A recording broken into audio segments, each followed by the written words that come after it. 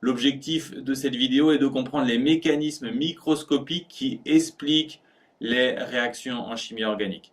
Et pour ça, il est indispensable de se souvenir de ce qu'est l'électronégativité. L'électronégativité, c'est la capacité à attirer les électrons. Normalement, vous avez appris que les atomes les plus électronégatifs sont en haut à droite du tableau de Mendeleïev.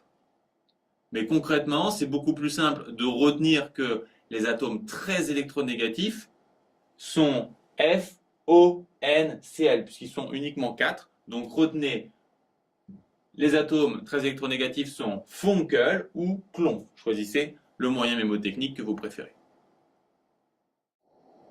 Dans cette molécule, le Cl est Funkel, il est très électronégatif. C'est donc lui qui attire les électrons. On pourrait donc représenter de cette façon cette molécule, mais les chimistes préfèrent indiquer le côté où les charges sont négatives avec un petit delta moins, l'autre côté étant noté delta plus.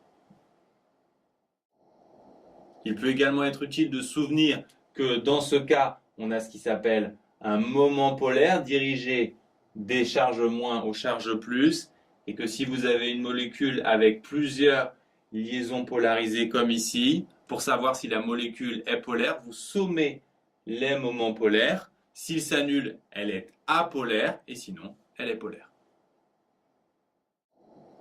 Concrètement, ce qu'on va vous demander dans ce chapitre sur les mécanismes réactionnels, c'est d'indiquer par des flèches les étapes d'une réaction en chimie organique. Il faut savoir que les flèches partent des sites donneurs vers les sites accepteurs d'électrons. Les sites donneurs sont des sites électriquement négatifs. Ce sont les atomes très électronégatifs, les fameux Funkel qu'on a vu tout à l'heure, mais également les liaisons multiples, les doublets non liants et les atomes porteurs de charges négatives.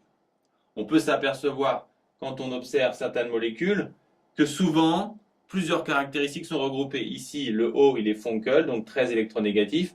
Il porte des doublets non liants et également une charge négative. Quant aux sites accepteurs, ils sont globalement positifs. Ils regroupent les atomes peu électronégatifs, c'est-à-dire ceux qui ne sont pas Funkel, ainsi que les atomes porteurs de charges positives.